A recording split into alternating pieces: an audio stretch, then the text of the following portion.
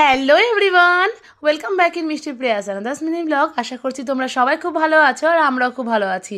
সকাল সকাল ঘুম থেকে উঠে প্রতিদিন আমরা চলে গেছিলাম ছাদে, তারপর তো সোজা চলে আসলাম ঠাকুর ঘরে ঠাকুর প্রণাম করে নেওয়ার জন্য। আর এদিকে তো মায়ের পুজো হয়ে গেছে। দেন তো নিচে এসে খালি পেটে খেয়ে নিলাম চিয়া সিডস ফার্স্টে। দেন তো দুই বোনে মিলে এক কাপ করে চা খেয়ে আমি চলে গেলাম স্কুলের জন্য রেডি হতে।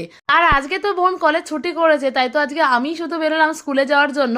আর এদিকে তো আমাদের বাড়ির সামনের মন্দিরে ঠাকুর প্রণাম করে বেরিয়ে পড়লাম স্কুলের উদ্দেশ্যে। আর এদিকে তো আমি হইচই রিলিজ হওয়ার নতুন সিরিজটা দেখতে দেখতে আমার কলেজের কাজগুলো কমপ্লিট করে নিচ্ছিলাম। আর অন্যদিকে মাসিমণি করছিল দুপুরের লাঞ্চ রেডি। দেন তো এদিকেও বর্দি ভাই স্কুল ছুটির পরে বাড়ি চলে আসলো।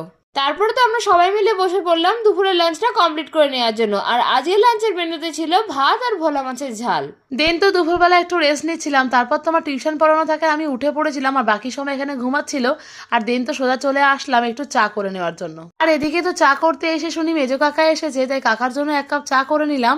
তারপর তো বদ্দি ভাই আমাকে বিকালে ঘুম থেকে তুলে দিয়ে গেল গরম গরম চা আর বিস্কিট। এদিকে তো চা খেতে খেতে কাকার সাথে সবাই মিলে গল্প করছিলাম। আর কাকা নিয়ে এসেছিল আসার সময় এই এত পুবা শিম। তোমরা এই শিমগুলোকে কি বলো জানি না, আমরা এদেরকে বলি পুবা শিম। তারপরে তো সন্ধ্যাবেলায় ভাই এসেছিল আর আমরা তিনজনে মিলে বসে আড্ডা দিচ্ছিলাম আর সাথে খাচ্ছিলাম কুরকুরে। এদিকে তো রাতে ডিনারের জন্য করছিলাম চিকেন কষা।